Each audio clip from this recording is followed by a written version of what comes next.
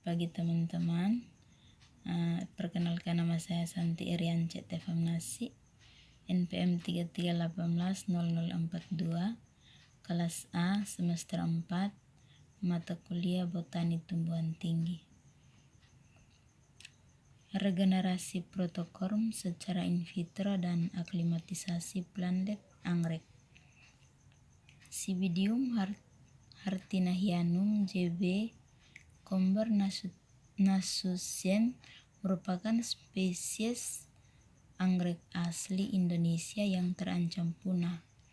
Penelitian ini bertujuan menentukan formulasi media yang sesuai untuk multiplikasi protokorm dan metode aklimatisasi plantlet C. hartinahianum.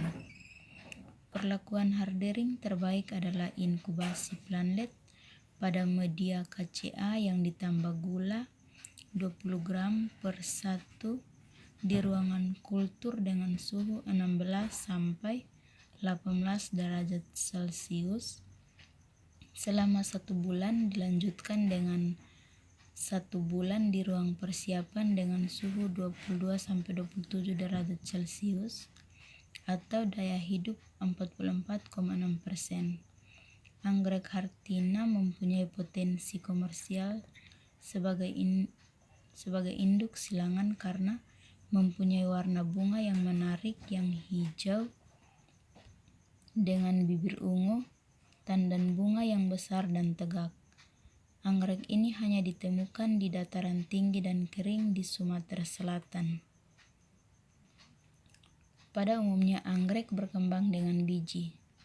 Biji anggrek sangat kecil dan tidak memiliki endosperma. Oleh karena itu, anggrek bersimbiosis dengan Mycorrhiza di alam, dan peran Mycorrhiza adalah sebagai pemasok sumber karbon untuk perkecambahan benih. Anggrek secara umum telah dapat digantikan dengan media kultur jaringan. Perbanyakan C. hartinahianum secara in vitro telah dimulai di Pusat Konservasi Tumbuhan Kebun Raya LIPI. Penelitian beberapa perlakuan fisik dengan pelukaan protokorm induk diduga dapat menginduksi multiplikasi protokorm, namun perlakuan pencet dan sayat pada protokorm induk C. hartinahianum yang dilakukan oleh Hardini dan Grafita 2014. Aklimatisasi yang pernah dilakukan beberapa kali mengalami kegagalan karena pembusukan pada 3 bulan setelah tanam.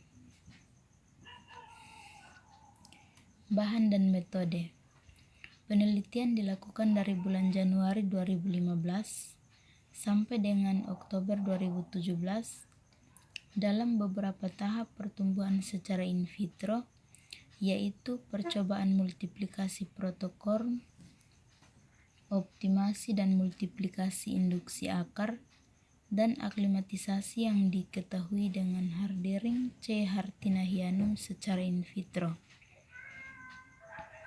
Percobaan multiplikasi tunas menggunakan 2 sumber protokorm C. hartinahianum dari biji dengan masa simpan 0 bulan dan 2 bulan.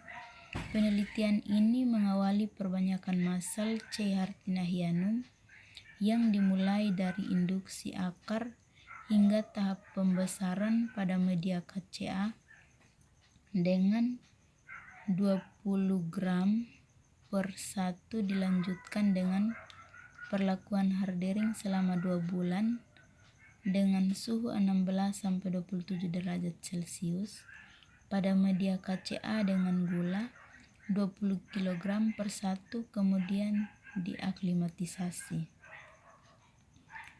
Multiplikasi tunas in vitro berdasarkan jenis eksplant pada 6 genotipe tebu atau Sarcharum officinahum L. Tanaman tebu atau Sarcharum officinum L Tebunya diperbanyak secara vegetatif menggunakan stek batang. Tebu juga merupakan salah satu tanaman budidaya yang penting di Indonesia. Selain menjadi tanaman utama penghasil gula, tebu memiliki manfaat lain sebagai bahan energi terbarukan, kertas, dan pakan ternak. Perbanyakan tebu secara vegetatif dapat dilakukan dengan dua metode, yaitu konvensional dan kultur jaringan. Bahan dan metode. Penelitian ini dimulai Mei 2015 hingga Juni 2015 di Laboratorium Kultur Jaringan Kelompok Peneliti Biologi Sel dan Jaringan, Balai Besar Penelitian dan Pengembangan Bioteknologi dan Sumber Daya Genetik Pertanian Bogor. Bahan tanaman yang digunakan adalah pucuk tebu berukuran 1,0 sampai 1,5 cm yang diperoleh tanaman yang dirawat di rumah kaca. Bahan tebu yang digunakan adalah 6 genotipe yang berasal dari 3 lokasi sumber eksplan berupa meristem yang diisolasi dari ujung tunas apikal tebu. Percobaan disusun menggunakan rancangan acak lengkap atau RAL dengan 2 faktor, yaitu genotipe dan jenis eksplan. Hasil analisis seragam menunjukkan tidak ada interaksi yang nyata antara genotipe dan jenis eksplan, kecuali terhadap presentasi daya tumbuh eksplan pada subkultur ke-6.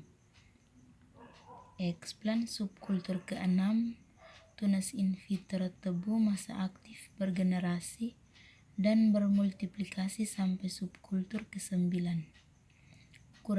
Ukuran planlet dalam perbanyakan melalui kultur jaringan.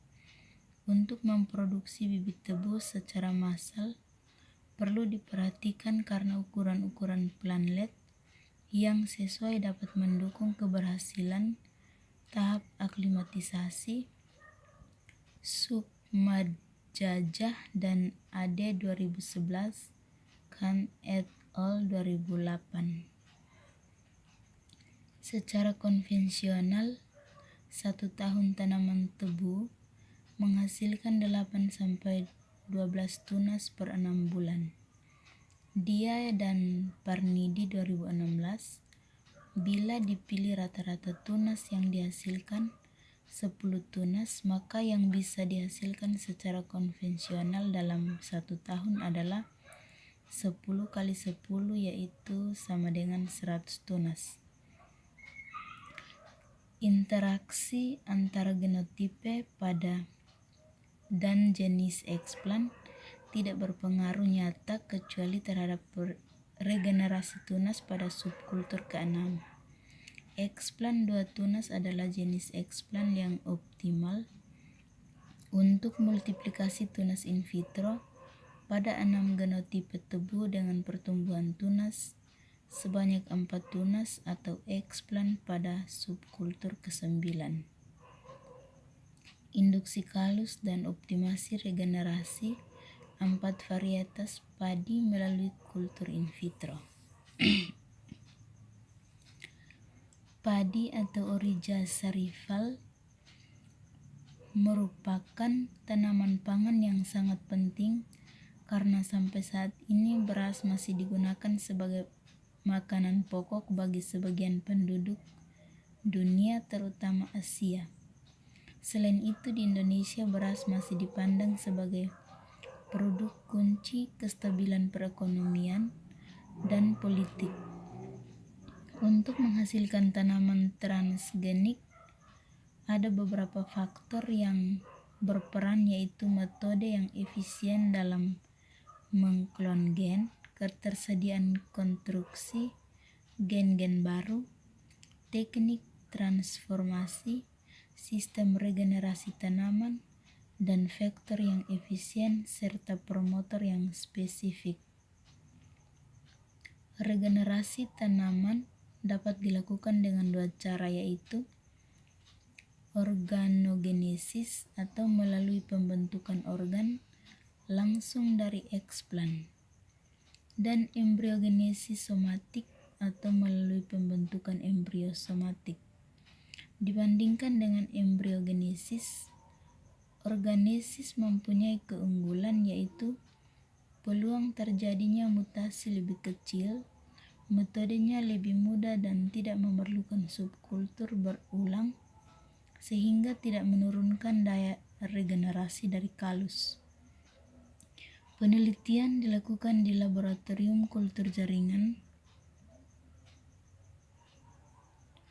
biologi sel dan jaringan, Balai Besar Penelitian dan Pengembangan Bioteknologi, dan Sumber Daya Genetik Pertanian dari September 2003 hingga Februari 2004. Eksplan yang digunakan adalah benih padi pada subspesies Indica, yaitu Ciherang, Cisadane, dan IR64. Rancangan yang digunakan adalah faktorial dengan rancangan lingkungan acak lengkap dengan 20 ulangan. Regenerasi kalus. Struktur kalus dari berbagai varietas yang digunakan berbeda-beda tergantung pada formulasi yang digunakan. Biasanya struktur kalus menggambarkan daya regenerasinya membentuk tunas dan akar. Morfogenesis eksplan tergantung kepada keseimbangan auksin dan sitokinin dalam media dan interaksi antara zat pengatur tumbuh endogen di dalam tanaman dan zat pengatur tumbuh eksogen yang diserap dari media tumbuh. Hasil analisis statistik menunjukkan bahwa terdapat perbedaan yang nyata antar berbagai varietas serta formulasi media yang digunakan dalam menginduksi regenerasi tunas dari kalus, sedangkan interaksinya tidak berbeda nyata. Multiplikasi tunas dan perakaran tunas yang dihasilkan selanjutnya dipindahkan pada media regenerasi terbaik untuk melihat daya multiplikasinya. Dari tabel 6 terlihat bahwa keempat varietas mempunyai daya multiplikasi tunas yang cukup tinggi, demikian pula dalam membentuk akar. Sekian hasil presentasi saya, terima kasih.